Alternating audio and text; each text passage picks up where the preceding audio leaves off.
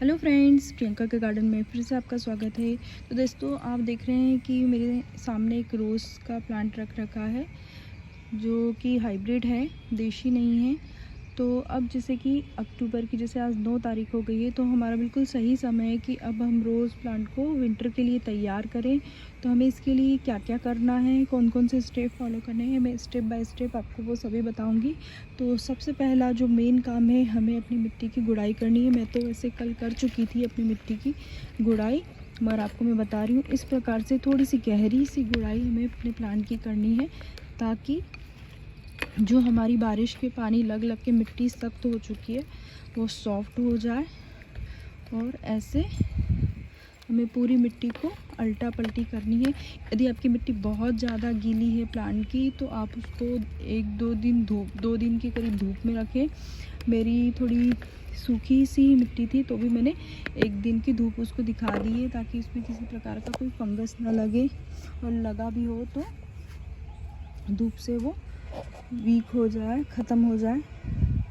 तो हमने अब जो है अपनी गुड़ाई कर ली है, और थोड़ा सा हमें इस तरीके से गुड़ाई करना है कि हमारा शेप थोड़ा सा इस तरीके का हो जाए। बीच बीच में थोड़ी आप मिट्टी कर लीजिए, और साइड साइड में आप थोड़ी सी जगह रखिए जिसमें हम उसको खाद देंगे। अब सेकंड जो प्रोसेस है, मेन प्रोसेस है, वो है प्रूनिंग की। तो जैसे कि हाइब्रिड प्लांट है, तो हम इसकी सॉफ्ट प्रूनिंग ही करेंगे, हम हार्ड प्रूनिंग बिल्कुल नहीं करेंगे, क्योंकि हार्ड प्रूनिंग करने से कई बार डाईबैक की प्रॉब्लम हो जाती है। तो इसलिए हम हार्ड प्रूनिंग नहीं करेंगे। और प्लांट भी जैसे छोटा ही है, इतना बड़ा नहीं है, तो हम इसकी सॉफ्ट प्रूनिंग करेंगे। तो सबसे पहले आप एक साफ़ कटर ले लें और उसको स्टेरिलाइज़ कर लें। तो उसके बाद फिर उसको पोंछ कर हमें अब करना ये है कि इसके जो सारे फ्लावर्स हैं उसको ऐसे हम कट करते जाएंगे।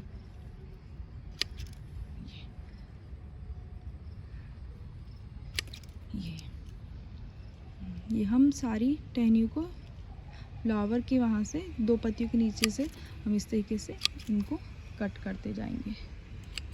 जो डेड हुई ब्रांचेस हैं, जैसे कि ये जो देख रहे हैं ये डेड हो चुकी है, अब हम इसे भी हटा देंगे और हम सारे फ्लावर्स को हटा देंगे। इसके बाद आपको जो ऐसी लीव्स दिखती है जो काफ़ी ख़राब है, सूखी है ब्रांचेस, ये वो हम सब हटाते जाएंगे। थोड़ी सी किसी कमज़ोर ब्रांचेस हैं उनको भी अलग करते जाएंगे, और थोड़े से टिप्स सबके हम कट कर देंगे।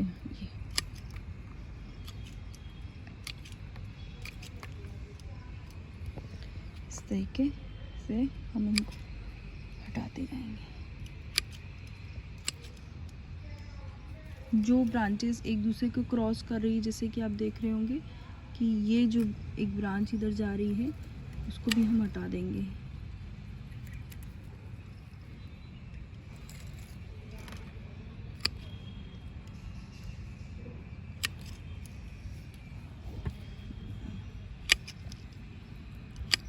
यदि आपका प्लांट बहुत ही छोटा है, तो आपको बहुत ज़्यादा उसमें प्रूनिंग करने की ज़रूरत नहीं है। बहुत प्रूनिंग करने से भी हमारे प्लांट मर जाते हैं और हमें फ्लावरिंग नहीं मिलते हैं। तो मैंने करीब करीब सभी प्लांट जो ब्रांचेस हैं उनकी टिप वगैरह काट ली है। आप देख सकते हैं कि मैंने सभी प्लांट की ब्रांचेस की टिप काट ली है। जो वीक ब्रांचेस हैं वो भी मैंने अलग कर दी है, सूखी हुई ब्रांच अलग कर ली है। ख़राब पत्तियां भी हो यदि आपको दिख रही हो, तो आप उनको भी अपने प्लांट से हटा दें।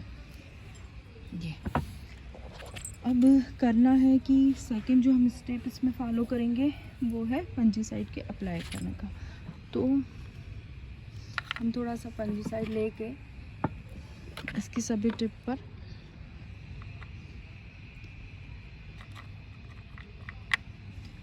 मैं तो हाथ से ही लगा रही हूँ अभी। तो जैसे ये है, इन सब पे हम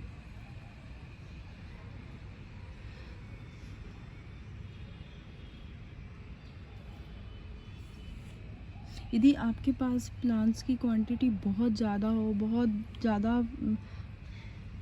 आपके पास प्लांट्स हो तो आप इसमें एक एक प्लांट में इस तरीके से लगाना तो पॉसिबल नहीं हो पाता है।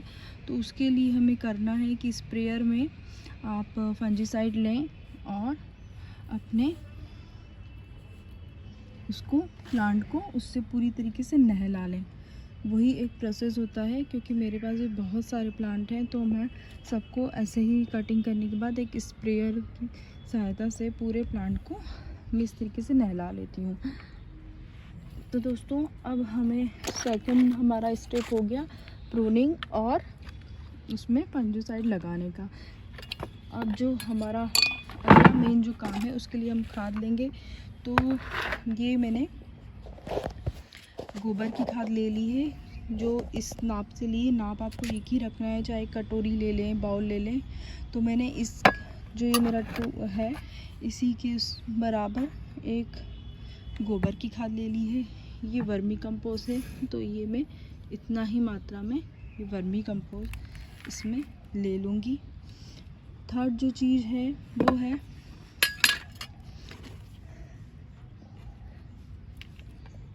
थर्ड चीज़ जो हमारी है वो है एप्सम सॉल्ट। गोबर की खाद जो होती है वो हमारी पौधों की ग्रोथ में बहुत अच्छी करती है, और वर्मी कंपोस्ट में काफ़ी सारे मिनरल्स होते हैं और विटामिन्स होते हैं, इसलिए दोनों को मिक्स करेंगे। और थर्ड जो हमारा एप्सम सॉल्ट है वो कितना लेना है, तो मैंने ये 1 टेबल स्पून के बराबर एप्सम सॉल्ट ले लिया है। इसमें अब जो एक और चीज़ ले रही हूँ मैं, वही टेबल स्पून के बराबर इसमें सीवीड मैंने डाला है। सीवीड में भी बहुत मिनरल्स होते हैं। और 2 टेबल स्पून के करीब मैं नीम की खली लूँगी। नीम की खली में पोटेशियम भी होता है और ये हमारे प्लांट को हर प्रकार की फंगस से बचाता है। चूँकि अभी बारिश का मौसम ख़त्म हुआ है और अभी भी बारिश हो भी सकती है, तो इस प्रकार ये हमारे पौधों को हर प्रकार से ग्रोथ करता है और फंगस से बचाता है। तो हमने इसमें गोबर की खाद, वर्मी कंपोस्ट, नीम की खली, एप्सम सॉल्ट और सीवीड, तो ये हमारा एक कंप्लीट फूड बन गया है, जो कि हमारे रोज़ प्लांट को अभी विंटर में अच्छी ग्रोथ देगा और इससे फ्लावरिंग भी अच्छी होती है। और इसमें किसी प्रकार का ऐसा कोई भी चीज़ नहीं है जो आपके प्लांट्स को ख़राब करे। तो अब हम प्लांट में इस तरीके से ऐसे इसमें हम चारों तरफ ऐसे डाल देंगे।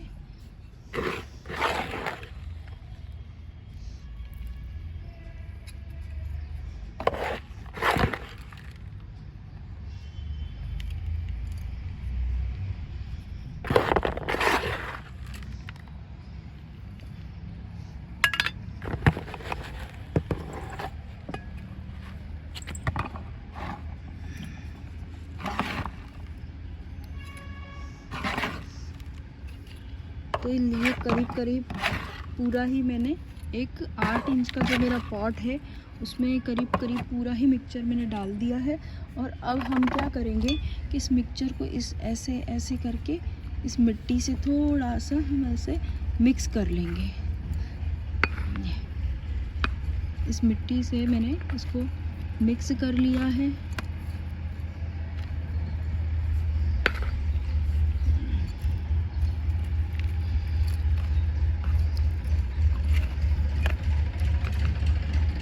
कई लोग बहुत सारा गड्ढा करते हैं और फिर उसकी मिट्टी निकाल के फिर उसको कवर करते हैं। तो ये प्रोसेस काफ़ी अच्छी तो होती है, मगर यही रिज़ल्ट हमें इसमें भी मिलता है, क्योंकि फाइनली मिट्टी एक बार आप वाटरिंग करेंगे तो खाद अपने आप नीचे बैठ जाएगी और मिट्टी ऊपर आ जाएगी। तो ये हमने इस तरीके से इसको मिक्स कर लिया है और ये हमारी पूरी खाद इसमें मिक्स हो गई है, ये देखिए। और अब मैं इसमें फाइनली मेरे पास जैसे कि राख है, यदि आपके पास हो तो ठीक है, नहीं हो तो कोई बात नहीं। इसमें हम थोड़ी सी 1 ग्राम के करीब यदि आपके पास राख है तो आप वो भी इसमें इस तरीके से डाल सकते हैं, बट राख का उपयोग उतना ही करना है, ज़्यादा नहीं करना है। और इसे भी हम मिक्स कर लेंगे। ये तो अब हमें नॉर्मली मैं सिंपल ही वाटरिंग इसमें करूँगी, क्योंकि हमने ऑलरेडी फंगस के लिए इतनी सारी चीज़ें, 2 चीज़ें ऐड कर ली है, एक तो राख और दूसरा हमने नीम की खली। तो हमें फंजीसाइड को डालने की कोई ज़रूरत नहीं है। और अब हम इसमें से आराम से थोड़ी थोड़ी वाटरिंग करेंगे। हमें बहुत ज़्यादा वाटरिंग भी नहीं करना है, हमें उतनी ही वाटरिंग करना है कि हमारी खाद गीली हो जाए और हमारे प्लांट को वो प्लांट की रूट तक वो पहुंच जाए। देखिए दोस्तों, ये खाद जो है पूरी हमारी नीचे दब गई है और बैठ गई है, इसलिए हमें ऐसा लंबा प्रोसेस करने की कोई आवश्यकता नहीं है कि आधी मिट्टी खाली करो और फिर उसके बाद खाद भर के फिर मिट्टी भरो। क्योंकि आप देख रहे हैं मेरे पास इतने सारे रोज़ के प्लांट्स हैं, यदि मैं ये प्रोसेस करूँगी तो बहुत लंबी हो जाती है। और रिज़ल्ट मुझे करीब करीब दोनों का सेम ही देखने को मिला। मैंने भी एक बार वो प्रोसेस करी थी पर मुझे सेम ही रिज़ल्ट मिला है। तो इसलिए हम ये इसी को मिट्टी में मिक्स करने वाली प्रोसेस करेंगे और ये बहुत अच्छी ग्रोथ हमारे प्लांट को देगी। और तो दोस्तों, आप भी इस प्रकार से अपने रोज़ प्लांट को विंटर के लिए तैयार कर लें, ताकि विंटर में आपको बहुत सारी फ्लावरिंग मिले। तो दोस्तों, यदि आपको मेरी वीडियो पसंद आ रही है तो आप मेरी वीडियो को लाइक कीजिए, शेयर कीजिए और मेरे चैनल को सब्सक्राइब कीजिए। Okay friends, bye.